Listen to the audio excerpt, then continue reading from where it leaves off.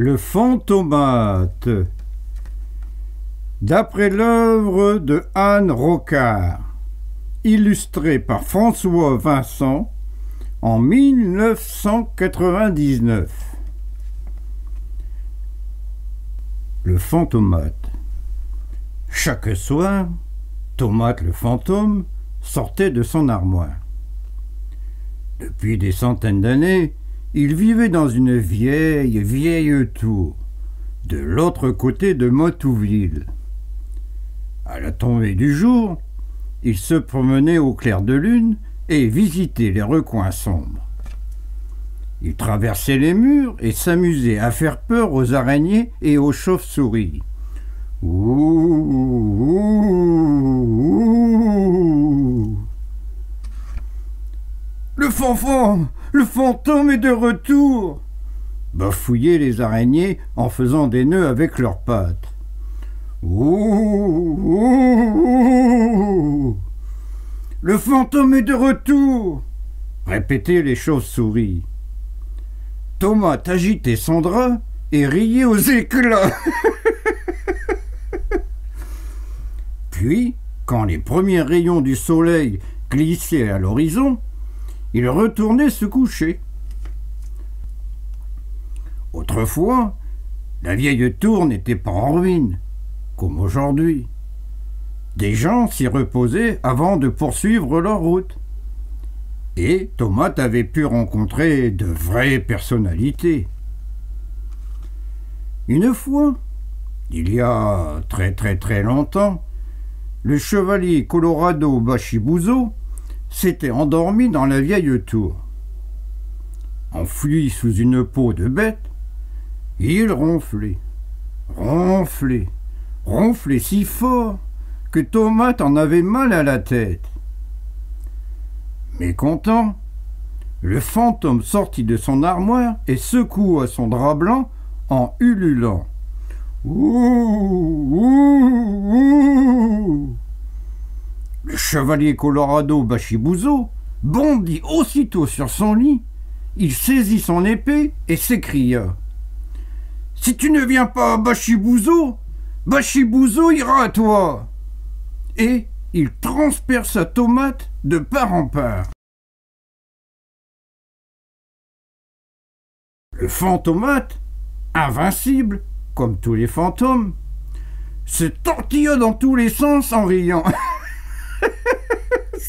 Ça me gratouille, ça me chatouille. Et Colorado Bachibouzo se retourna, surpris. Pour la première fois de sa vie, il n'avait pas tué son adversaire. Alors, horriblement vexé, il ramassa ses affaires et il ne remit plus jamais les pieds dans la vieille tour de pierre. Quelle illustre tour! Le fantôme Tomate y avait même croisé des rois et des empereurs. Il avait partagé une poule au pot avec le roi Henri IV, il avait dansé le menuet avec le roi Soleil, il avait joué aux cartes à la bataille avec Napoléon lui-même. Hélas, 3 fois hélas, cette heureuse vie de fantôme ne devait pas durer. Un jour, un terrible orage éclata au-dessus de Motouville. Le tonnerre gronda.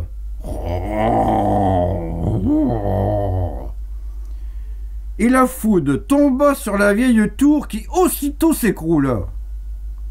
Catastrophe! Les pierres roulèrent de tous côtés. Les meubles se brisèrent et les escaliers branlants furent réduits en poussière. Réveillé en sursaut, le fantôme bondit hors de son armoire cassée et cria « Ouh, ouh, ouh. Qu'y a-t-il? Que se passe-t-il? Le chevalier Colorado Bachibouzo viendrait-il se venger ?»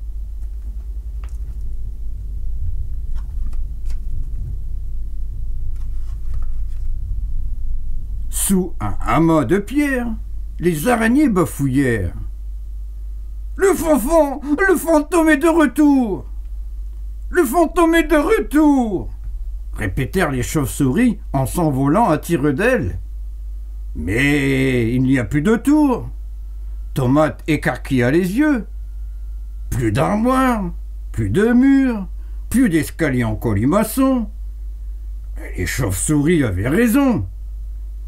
Désespéré, le fantomate réfléchit pendant une nuit entière.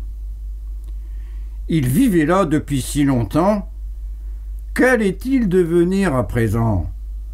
Les premiers rayons de soleil glissaient à l'horizon quand il entendit soudain des bruits bizarres. Broum, broum, broum. Cra, cra, cra. Zoom, zoom, zoom, zoom. D'énormes machines arrivaient. Des bulldozers, des tracteurs en colère, des éléphants en fil de fer. Ils poussaient, tiraient, creusaient, déblayaient. Terrifié, Tomate traversa le sol et il se réfugia dans une cave secrète que seuls les vieux gardiens de la tour connaissaient. Des jours, des semaines, des mois s'écoulèrent et le fantomate tremblait toujours. Un soir enfin, il pointa le bout de son drap hors de sa cachette. Quelle surprise! Un immeuble tout neuf avait été construit. Au-dessus de sa tête scintillaient des milliers d'étoiles. Le fantôme n'en revenait pas. Il regardait les voitures filer de rue en rue. Il écoutait les bruits de Matouville.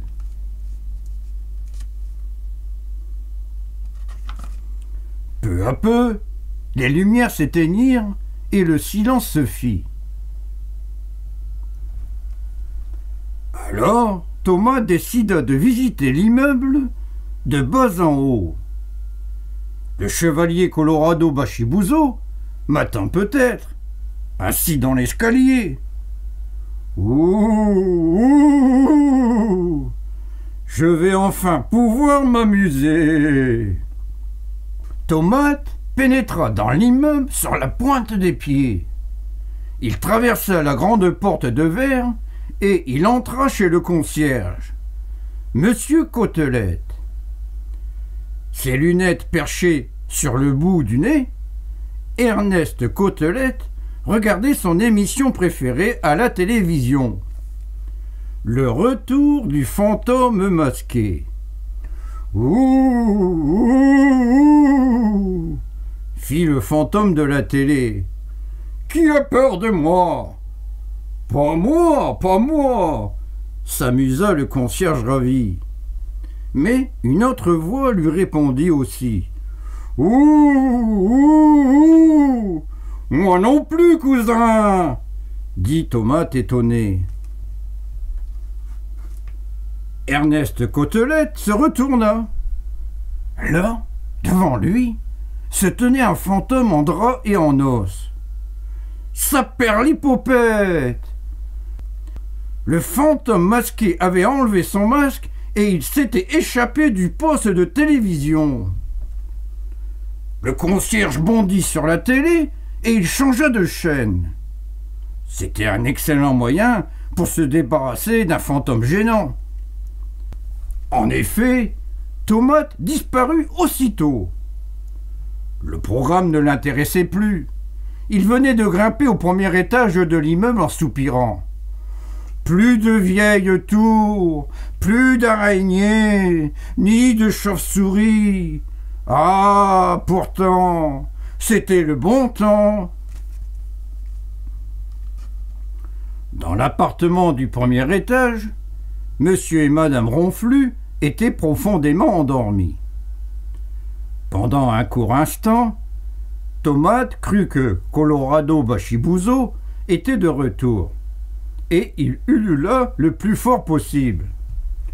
« Oh, oh, oh !»« Bizarre, bizarre !»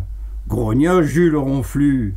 « Je fais un horrible cauchemar !»« Bizarre, bizarre !» répéta sa femme Julie. Je fais aussi un cauchemar. Il y a un fantôme dans le placard. Un fantôme, s'exclama Jules. Porte-t-il un boulet et une lourde chaîne? Ni boulet ni lourde chaîne, répondit Julie. Alors, ce n'est pas un vrai fantôme. Et tous les deux enfuirent leur tête sous l'oreiller et se mirent à ronfler bruyamment. Tomate était horriblement vexé. Quoi? Il n'était pas un vrai fantôme? Lui, le plus vieux de tous les fantômes de Matouville? Lui qui avait joué aux cartes avec Napoléon? Le véritable Napoléon? Furieux, le fantomate tourna le dos au ronfleur et il grimpa au 2e étage. Dans la cuisine de son appartement, une petite grand-mère dévorait une salade au lardon et aux pommes de terre. Mais sans lunettes, Mamie Chou n'y voyait goutte. Et elle n'aperçut même pas Tomate qui traversait la porte de son réfrigérateur. Au 3e étage, Tomate se trouva, tout à coup, nez à nez avec un cambrioleur au crâne lisse comme un œuf. Et il demanda poliment « Ouh, vous habitez ici ?» Le cambrioleur sursauta. Aïe, aïe, aïe, aïe. Il était découvert. Terrifié, il lâcha son butin et s'enfuit en criant « Gardez tout! Gardez tout! Un gendarme déguisé en fantôme! Voilà de quoi me rendre fou !» Le fantomate éclata. Le fantomate éclata de rire. Ce drôle de bonhomme lui rappelait un peu les araignées et surtout les chauves-souris. Tomate fit quelques pas sur le palier et il entra dans l'appartement que le cambrioleur venait de quitter. Dans une chambre étaient couchés 3 enfants. Antonin, le plus jeune des 3, entr'ouvrit les yeux et demanda « Tu es un vrai fantôme ?» « Évidemment, répondit Tomate. « Tu sais ululer comme un fantôme ?»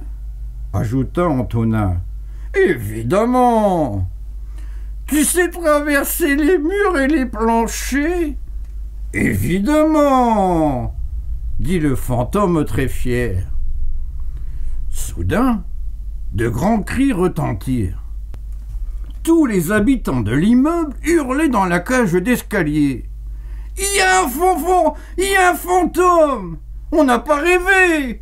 Appelons les pompiers !» Vite, Antonin fit signe à Tomate de se glisser dans son lit et de ne plus bouger. Personne ne penserait à une pareille cachette. Dans l'immeuble, quel remue-ménage! Les pompiers passaient d'une fenêtre à l'autre, les policiers plongeaient dans les tiroirs, se glissaient sous les lits, inspectaient les baignoires. On chercha le fantôme partout, partout, partout, mais il resta introuvable. Le lendemain, le calme revint. Le fantomate décida de regagner pour toujours sa cave secrète. Antonin l'accompagna jusqu'au rez-de-chaussée de l'immeuble et il lui promit de ne jamais l'oublier. Enfin à l'abri, Tomate soupira longuement. « Oh. Ouf. » À ce moment-là, il entendit de petites voix qui criaient « Le fantôme est de retour !» Une ribambelle d'araignées terrifiées faisaient des nœuds avec leurs pattes. « Le fantôme est de retour !» répétèrent les chauves-souris. Alors, le fantomate ravi ulula comme autrefois. « Ouh, ouh, ouh, car il avait retrouvé ses drôles de petites amies. Au revoir les enfants, et faites de beaux rêves. Ouh.